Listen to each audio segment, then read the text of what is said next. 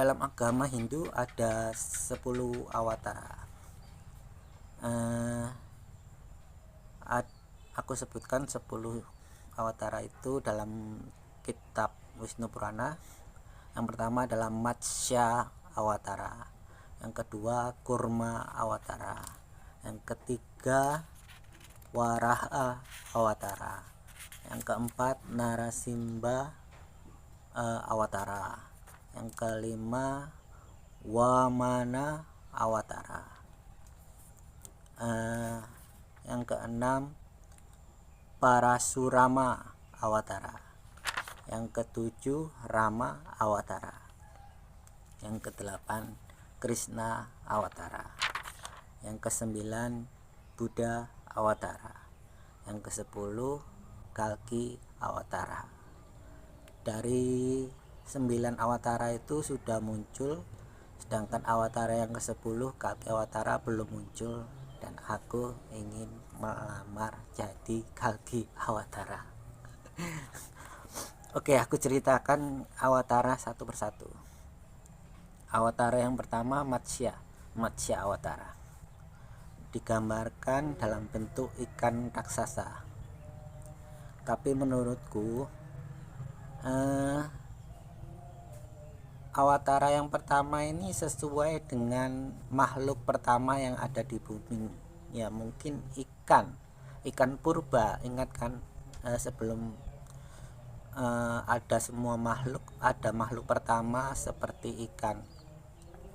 Ya mungkin bukan ikan, tapi amuba atau bersel satu seperti itu.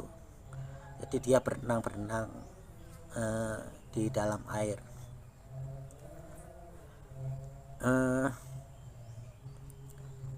Bisa jadi ya dalam bentuk ikan amuba juga berenang. Oke, yang berikutnya yang kedua Kurma Awatara. Dalam kitab digambarkan kurma berbentuk kura-kura. Tapi mungkin kalau aku menggambarkan di zaman purba itu belum ada kura-kura. Mungkin ada hewan-hewan purba yang sejenis siput yang punya cangkang seperti itu. Mungkin zaman seperti itu pun sudah ada perwakilan atau utusan Tuhan. Jadi hewan pun juga punya utusan. Yang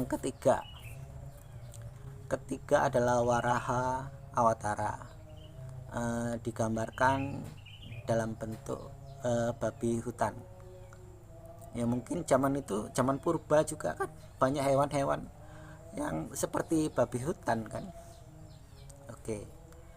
Kemudian yang keempat adalah Narasimha Awatara. Dia digambarkan dalam kitab berbentuk singa. Jadi menurutku ya mungkin bentuknya bukan singa juga ya. Ingat film Ice Age zaman Disney itu kan ada singa, mungkin macan yang giginya tajam. Ya mungkin awatara Narasimha itu mungkin bentuknya seperti itu. Jadi tiap-tiap zaman itu utusan Tuhan itu sama seperti makhluk yang ada waktu itu. Nggak mungkin dong kalau yang lainnya singa, utusannya bentuknya manusia. Oke, yang kelima adalah Wamana Awatara. Ini dalam bentuk orang kerdil. Mungkin waktu itu aku mikirnya kayak seperti alien yang gundul itu ya. Jadi mungkin di sini alien yang gundul kecil itu sudah ada di bumi. Tapi kalian ingat film Hobbit, dalam film Lord of the Rings? Jadi menurutku Wamana itu seperti itu. Jadi makhluk kerdil. Jadi memang manusia pada waktu itu adalah kerdil. Oke, yang keenam Parasurama. Parasurama ini menurutku juga belum seperti Nabi Adam sekarang. kapak, cirinya kapak kan. Pada manusia purba itu senjata pertama mereka dari batu yang dilempengkan kemudian diikat pada tongkat menjadi kapak. Nah itu yang jadi pikiranku, mungkin saja para Surama ini manusia purba yang senjatanya hanya dari batu, mungkin andalannya yaitu kapak ya, bentuknya batu yang diikat pada tongkat, batu yang diruncingkan, dipipihkan. Oke. Avatar yang ketujuh yaitu Rama.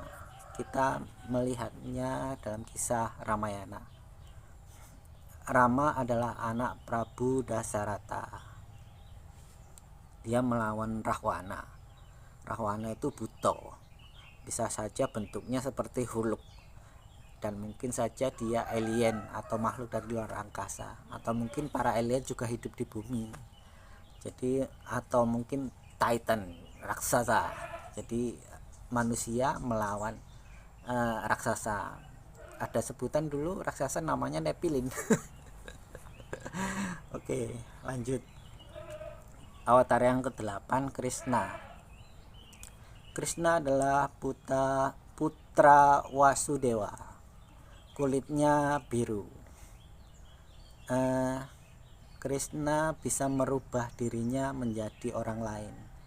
Nah, aku jadi ingat ada tokoh atau sosok mutan di film X-Men namanya Mystic, tapi dia wanita ya. Kulitnya biru, dia juga bisa merubah diri menjadi orang lain. Jadi Krishna sama Mystic ini sama-sama biru dan sama-sama bisa merubah menjadi orang lain. Krishna ini memerintahkan Vrindavan untuk tidak menyembah Dewa Indra yang dia suka menghabiskan sumber daya alam secara berlebihan. Mungkin kisah Krishna ini melawan Dewa Indra, bentuknya dewa atau Tuhan ya, yang suka semena-mena menghabiskan sumber daya alam. Itu dewa dulu. Kalau sekarang mungkin bentuknya lain, manusia, sama-sama manusia yang menghabiskan sumber daya alam secara semena-mena. Krishna melawan kaum ortodok yang menyembah dewa Weda seperti Dewa Indra. Ya mungkin mereka kaum ortodok ini takut ya, takut sama Dewa Indra. Mungkin ditakut-takuti apa ya, takut kan, menyembah kan wajar, dan Dewa Krishna melarang itu. Mungkin terulang di zaman sekarang. Tugas Kalki Awatara, tugas Ratu Adil itu melarang orang lain, mungkin kadrun itu untuk takut neraka. Jadi kadrun udah mendidik manusia takut neraka sehingga menyembah Tuhan. Boleh menyembah Tuhan tapi gak usah berlebihan. Oke. Awatara yang ke-9 yaitu Buddha. Jadi Buddha ini masuk agama Hindu, masuk ke golongan awatara dalam kitab Wisnu Purana. Ini awatara yang ke-9, Buddha awatara. Dia adalah Siddhartha Gautama, putra Sudodana. Prinsipnya yaitu prinsip Buddha aku suka. Dia tanpa kekerasan. Jadi menyampaikan sesuatu, melawan sesuatu, mendapatkan umat tanpa kekerasan. Jadi nggak maksa, atau istilahnya ahimsa istilahnya. Dalam kitab Bhagavata Purana menceritakan bahwa penjelmaan Tuhan atau manifestasi Tuhan muncul dari zaman ke zaman, yaitu awatara. Jadi zaman purba baru muncul amuba, kemudian makhluk purba, manusia, dan kemungkinan yang akan datang adalah robot, android, transformers. Oke, aku punya sifat yang sama dengan Buddha. Dia jomblo, atau mungkin udah nikah, udah punya anak, tapi memilih untuk hidup sendiri. Kalau aku jomblo karena belum nikah. Dia seorang pangeran ya, jadi memilih untuk hidup sengsara, hidup miskin. Seharusnya jadi pangeran kan bisa hidup kaya, samsara. Dia memilih untuk sengsara, sedangkan aku sengsara karena pilihanku.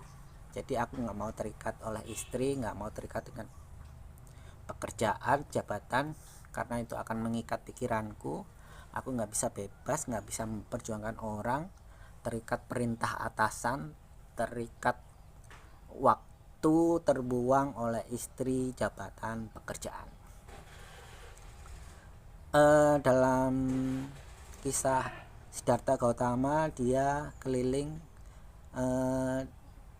dengan kereta kencana. Dia punya 4 aspek yang jadi pikiran dia, yaitu kenapa orang sakit, kenapa ada orang tua, kenapa ada orang mati, kenapa ada biksu. Aku punya pemikiran yang sama, coba bedanya Siddhartha Gautama keliling dengan kereta kencana, sedangkan aku keliling dengan jadi ojek online. Di masa keliling itu membawa penumpang, jadi mikir, melihat, mengamati. Jadi yang aku pikirkan masalah di dunia adalah intinya adalah uang, yang kedua agama. Oke, ini Kalki Awatara yang ke-10. Dia belum hadir, jadi diramalkan akan datang ya, kemungkinan zaman sekarang. Dan aku pengen melamar menjadi Kalki Awatara. Dia pakai kuda putih, pakai pedang, ciri-cirinya mungkin matanya merah, aku juga mungkin kadang merah juga. Bawa pedang, dia bawa pedang, sedangkan aku nggak suka. Mungkin senjataku Trisula Weda. Ciri-ciri Kalki Awatara aku belum tahu, cuma kalau Imam Mahdi kan umur 40 pada tahun 2015, Mesiah muncul pada tahun 2018. Dan Buddha, aku punya sifat-sifat yang sama dengan Buddha. Aku sama dengan Mesiah yang diramalkan muncul tahun 2018, dan aku seperti Imam Mahdi yang muncul 2015 pada umur 40 tahun. Oke, ini mungkin tambahannya nggak ada dalam kitab Wisnu Purana. Mungkin setelah Kalki Awatara, kok kenapa hanya ada 10 awatara sampai Kalki Awatara aja? Ya kemungkinan manusia sudah nggak ada lagi. Jadi bentuk awatara atau perwakilan awatara yang ke-11 ini karangan Cak Handoko Lutruk, mungkin bentuknya seperti Avatar, film Avatar yang biru itu, atau mungkin dalam bentuk robot android. Jadi suatu saat robot pun punya nyawa, kita pun bisa reinkarnasi ke dalam robot. Mungkin seperti Terminator yang dimainkan oleh Arnold Schwarzenegger, atau mungkin robot android dalam film iRobot, penyebutannya gimana ya, iRobot, tokoh utamanya Will Smith itu. Mungkin seperti itu. Jadi meskipun robot android pun punya nyawa. Dalam film Transformers pun ada Spark,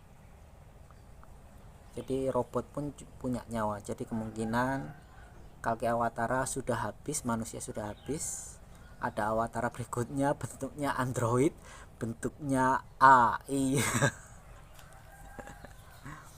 Ya kalau kita bayangkan aja sederhananya seperti HP Android itu kan Ya kartu SIM itulah nyawa. Suatu saat kita reinkarnasi jadi kartu SIM. Oke, jadi itu awatara manifestasi Ida Sang Hyang Widi dalam kitab Wisnu Purana.